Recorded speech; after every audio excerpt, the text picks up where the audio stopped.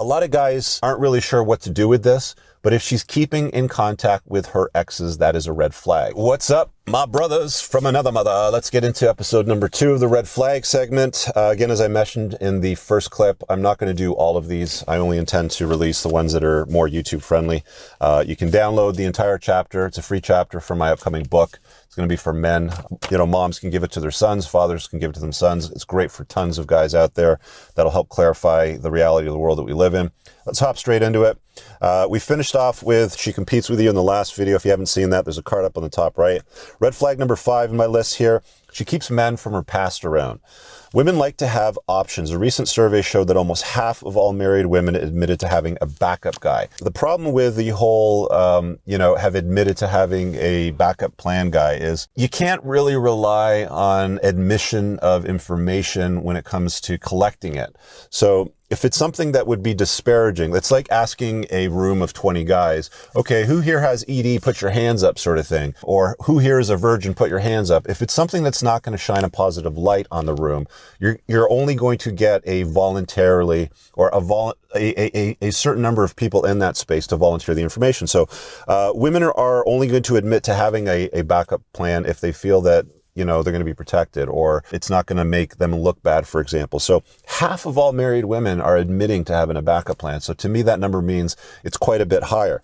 So these backup plans usually, gentlemen, come in the form of somebody that they've been with in the past or somebody that they know. Maybe it's somebody you even know personally. It could be your kid's jiu-jitsu instructor at the dojo. You do not know. I mean, it's no surprise.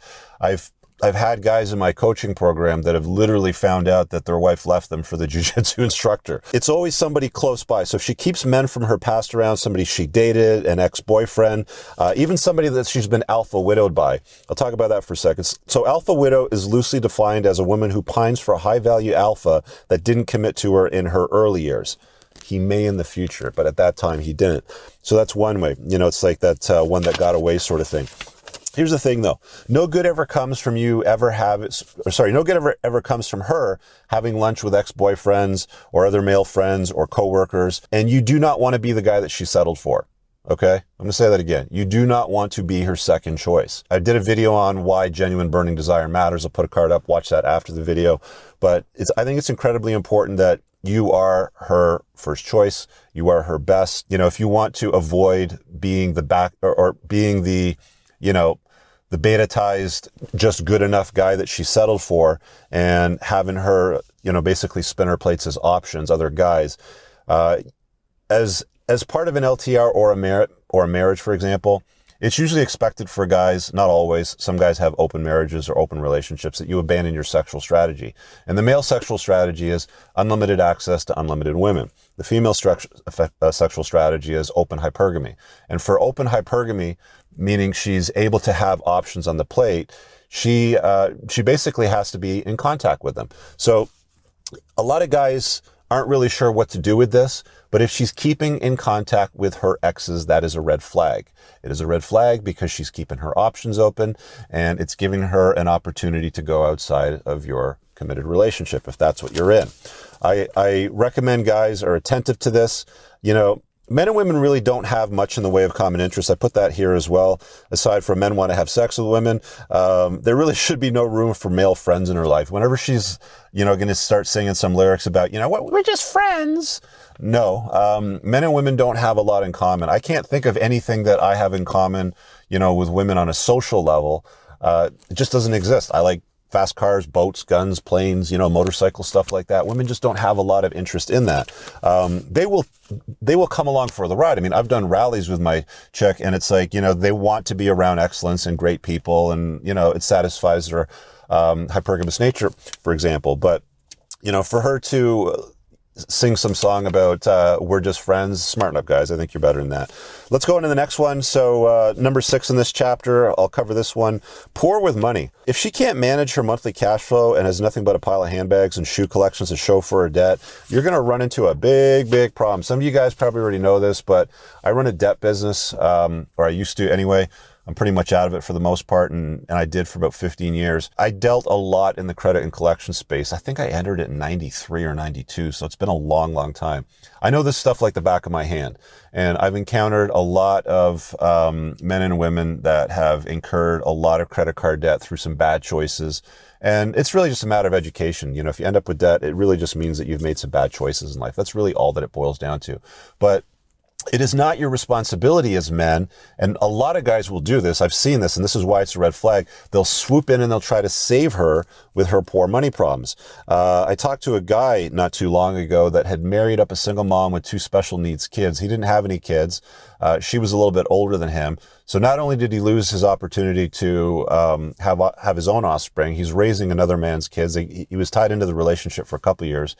And he ended up paying off like close to $100,000 in her student loan debt. Now, through the divorce process, not only did he end up paying off her debt, raising the kids for a couple of years, but she was also trying to get him on the hook to pay child support for life because of the state that they were in and how family law viewed that living arrangement. I mean, she basically said they looked at him as their father. So she brought a lot of stress into his life, and he could have made a better choice in that scenario. And one of the things he could have vetted for was poor with money. All right, so let's move on to the next one. You guys, you do not want to deal with, women that just bring debt to the table. They have to bring something beyond that.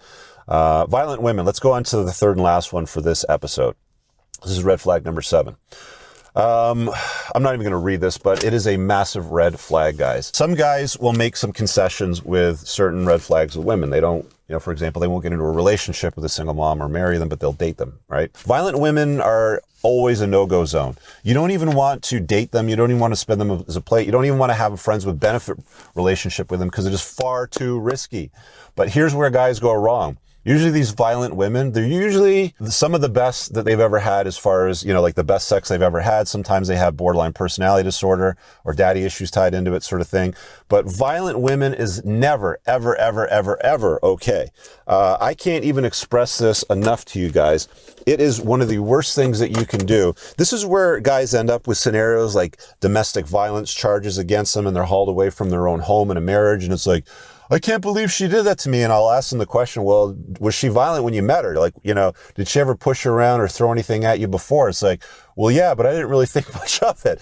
Well, she's telling you who she is right there and then. It's, it's the same thing with women. I tell you the exact same thing. Don't deal with violent men, right?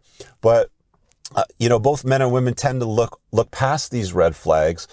I don't know. In the idealization, I always say guys love to complicate their lives and then justify why they do it. And, violent women to me are one of the biggest, most dangerous red flags you can have.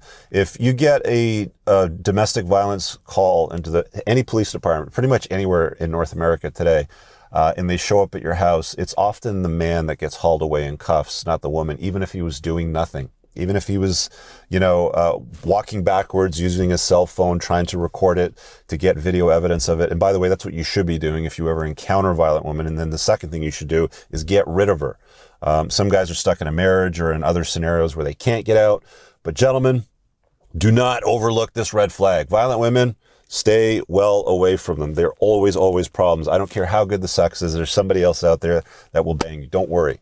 Get out of the situation with violent women. So there you go. There's 3 more red flags. If you guys have some experience with one of these, leave a comment below. Give the video a thumbs up and a like just to let people know, and YouTube especially, that you got some value out of this.